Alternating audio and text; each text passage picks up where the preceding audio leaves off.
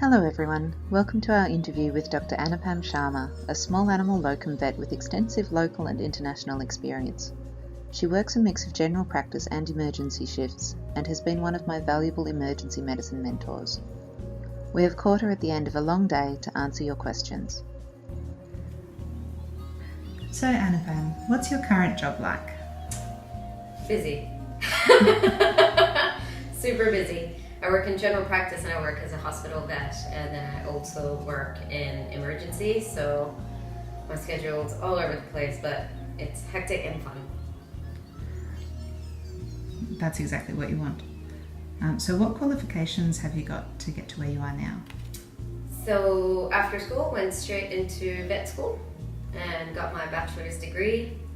After that, I worked in general practice and then emergency, and then 3 years out, I did my membership into the Australian College of Veterinary Scientists in the small animal medicine chapter.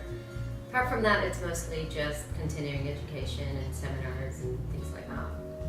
You say just like it's not an impressive thing to have done. Is this where you thought you'd end up through vet school? I actually didn't know what I was going to do after vet school, but I think I always had an inclination that I was going to go into something more clinical. So I enjoyed general practice, but I wanted to do more sort of back of house stuff and be more hands-on from the scientific and diagnostic aspect. Emergency just happened. It was something that I did with my first job with being on call, and thereafter I literally got a job at a 24-hour emergency hospital for pretty much a month, and said I might love it, might hate it, and I'm not sure. And they understood that idea because you've never done it before, so you don't know what you're getting yourself into. And now it's been 10 years. So with all that, if you have an average day, what does it look like? Right, so let's just say today's surgeries in general practice, we did everything from a spay to dental radiographs and dental extractions, as well as a workup for a sore paw and doing radiographs for that. Did an ultrasound and a hepatic workup, and that's your fairly run-of-the-mill general practice stuff. We also had a referral for a snake bite, which we ended up referring away for further treatment, but I believe they're coming back to us for overnight care. That's today. So in emergency, it can be anything from not a thing in hospital to a GDB and a splenectomy walking at the same time. It varies, and you don't know what's coming in through the door, so it's the kind of lifestyle where you either love it or you're overwhelmed by it. But if you love variety, this is totally the profession to be in. Absolutely. So what would you say is the most stressful aspect of doing emergency work? Doing emergency work, as well as I think doing general practice, the most stressful aspect of being a vet is discussing money with the clients. Either clients don't have the money, understandable, not everyone's, depending on what the situation is at hand, they just don't have $3-4 grand for a fracture repair. Or clients suddenly don't want to spend that kind of money on just a dog or just a cat. So those conversations are probably the hardest thing to try and justify to a client, and I guess in situations where you know that they simply cannot afford it, trying to come up with a plan B, C, D, where you're trying to do the best by the animal while also keeping the client's stresses at the base minimum. So it's a bit of a juggling act, and it's very difficult to keep on top of. Yeah, I definitely agree with that. Now, you've worked internationally. Is it hard to remember all the rules and regulations for different countries? No, because I don't remember them. So I usually just ask my colleagues what they do.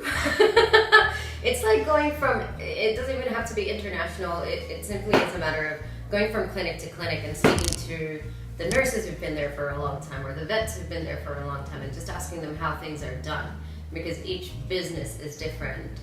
So going international, it's a similar concept. You still have to learn a different way, but you always have a team at hand to rely on, so you always have to communicate with them. And nurses are a great source of information. They'll let you know straight off the bat what is needed, what isn't needed, what you can and cannot do. But yeah, I mean, there were a couple of tricky things in the UK that were difficult to bypass coming from Australia, but you learn to work around them. And how did you know that locum work was for you? How's it different from normal full-time work? I got to a stage where I decided that signing a contract was not for me. I couldn't find a single employee that offered me a decent contract. It either didn't have study allowance or it didn't have an appropriate amount of time off. And don't get me wrong, I'm the type of person who works 60 hours a week and it doesn't bother me at all. But a lot of the contracts that are out there, because there is no standard award for vets, there's just minimum wage for vets with X amount of experience, but we don't get loadings and we don't get things like that. It's very much a negotiation, any contract with any business. So it got to a stage where I felt disrespected, essentially by several aspects of the industry, and as a locum, I dictate my hours and my pay and how much it is worth to me. So I'm happy as a locum. I've been doing it for years now. And how is your schedule determined as a locum?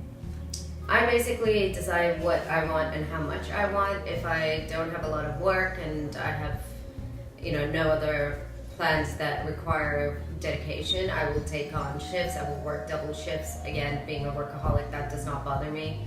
But say, for example, in a couple of months' time, if something is happening, then I just notify people, or I try to make sure that when I get organized with my work schedule, I don't take too many shifts. So the point is, I have to learn to be organized for all of this to happen. And for the most part, people are very good about it. Like, if you need time off, they will give you time off. And they're very respectful with regards to that. And especially as a locum, because you're not tied down to a schedule at every single clinic you work at, it's very easy to say, hey, I'm giving you a month's notice, I can't do those shifts. So a bit more flexible. Flexibility can be good. How would you ensure a breeder or rescue has ethical practices? Wow, that's a big question, because they don't at the moment. There are a couple of rescue places that do work quite hard. I got Nisha through a rescue. And it took me 6 months of research, and I found, especially coming from an animal background as a vet, a lot of rescue places were not asking me the right questions. They were not giving me the right information regarding the animals that I was interested in. There were no behavior assessments to a lot of the animals, and they would come in with one name, and in order to rehome them, they'd change their name, but the dog didn't know its name, so now you can't hold the dog. There are multiple issues. How do you ensure ethical practice? I think the ideal way to do it would be acquiring more staff on ground. Like, you very much have to go on the beat and try and figure out what the problem is, because again, each rescue is different. So you have to figure out, what are the issues? Are they simply overwhelmed? Is it a lack of training? Is it a lack of finances? And then you need people who understand training, animal welfare, minimum requirements per individual, not just dogs and cats, because certain dogs will need more time, more training to really come out of their shell, whereas other dogs might be very well trained as they were brought in. So you're looking at a lot of money and a lot of people to actually get there and walk through and do spot checks and go back and recheck and keep a file for each and every single breeder or rescue, to then kind of keep on top of it, not just a once a year visit where they know you're coming so they clean up their act. Now, for another difficult question, what would you say is the best way to raise concerns you might have about somebody else's animal? So as let's say a client's animal, or just walking down the park and there's something wrong with someone's animal? Either or, anything you might think it could be a welfare concern. Okay.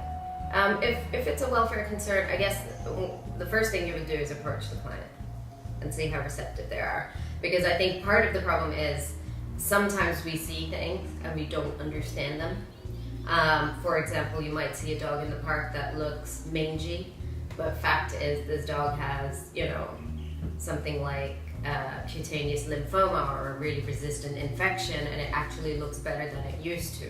So first thing is to kind of communicate with the client, with the owner, and check yourself. Like, is it even an issue? Is there something else going on? Is it a welfare problem? But in other situations, I guess, where you are seeing somebody potentially being violent to an animal, you have to call the cops, you have to record it. And as a vet, I will damn well confiscate that animal on welfare grounds. Fair enough. What would you say your biggest challenge has been? In vet med, work-life balance. A very popular answer. Yeah. On one hand, what are you doing?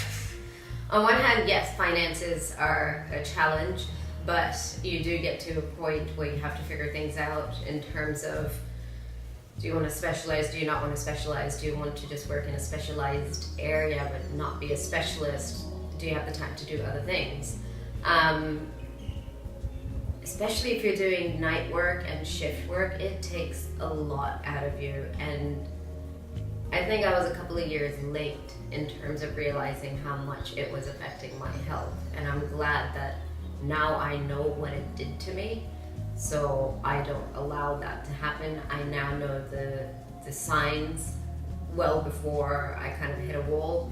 So I'll step back from work, and again, with locuming, it allows me to do that, just to be that much more flexible. If something's coming up, I can drop a shift or hand it over to somebody else. But trying to find that, not just working all the time, and it's good if you enjoy your work, which I do, but also thinking of your friends and family as just as important, if not more important, and having to work towards them as well, and not neglecting them, because at the end of the day, those are the people that matter, and work's work. That's very wise words. By contrast, what's been your favourite thing about being a vet? I love rescuing animals. I love grabbing an animal that's geriatric and never been given medications, and it's arthritic, and you do blood work and everything, and then you give them medications, and clients come in the next week saying it's like he's a puppy again. That feeling where you know the medicine works and you know the pathology is there and it is totally treatable, and being able to do that for the animal to have a better quality of life and for the client to have a better bond and just be nostalgic about it. Just being able to do those kinds of things, or, getting a dog from the shelter. I mean, I don't know where she would be if I hadn't picked her up.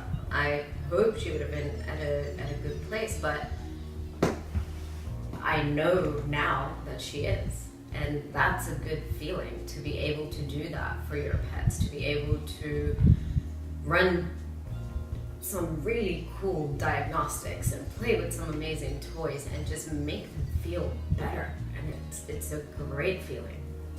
Very well spoken. So, are you glad you went through vet school? Yes, absolutely. It was something I wanted to do since I was a kid. You have James Herriot to blame for that. I grew up in New Delhi. I looked after the street dogs. It was absolutely the natural path for me to take. An easy answer, I suppose. Yeah. Yeah. So, do you have any advice for vet students? Yes. So many things.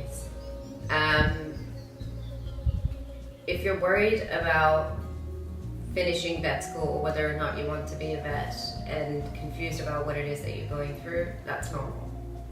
And that's fine. You don't have to know anything, okay?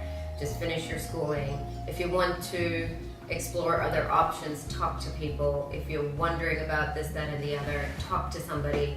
If you're stressed out, talk to somebody.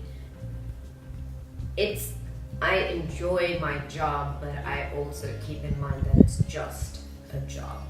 And I think it's important to put it in that little box and say, work is work. I work so that I can provide for the rest of my life.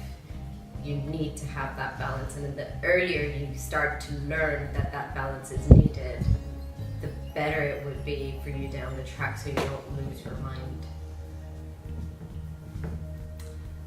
I think we all struggled with that at some point. Yeah. Now, Nisha's been very good through the whole video, Yes. but now I guess you should tell us about her. Okay. She is a nearly 4-year-old, hi gorgeous, pointer cross lab. And she was at Save a Dog Scheme. We actually didn't go there for her. We went there for another dog. But Save a Dog Scheme were lovely. They knew every dog inside out. They've got a trainer on hand who comes in and does a lot of work with the dogs. And they really helped with the transition period as well. They contacted the previous owners for Nisha, and then told us what her commands were and everything. So it was a pretty smooth transition thanks to those guys. We went there for a border collie named Bolt, who lives up to his name. Once he figured out he could scale the fence, he continued to scale the fence. So he wasn't suitable for inner city living. And for whatever reason, we happened to have sat down in front of Nisha's cage, just because, I don't know, she's just her. She's sweet and she's lovely. And then just as we were talking to the person and she said, I don't know, you can't have Bolt. She said, by the way, have you looked at this other dog? And I believe she was in the shelter for a total of 23 hours. So she'd been dropped off the day before, and then we collected her and we took her home. Even though we purchased her, they said, any problems, you can give us a call, and we'd rather that you bring the dog back to us. And a week later I called them and said, she's staying. No, she's so perfect. We always like a happy ending. Yes. Thank you very much for your time. That's all right, anytime. Thank you for watching. If you would like more information about Anupam's new enterprise, The Tipsy Cow, check out the link in the description below. Okay. And I'm sure Nisha doesn't mind as well. She don't care, she's not well.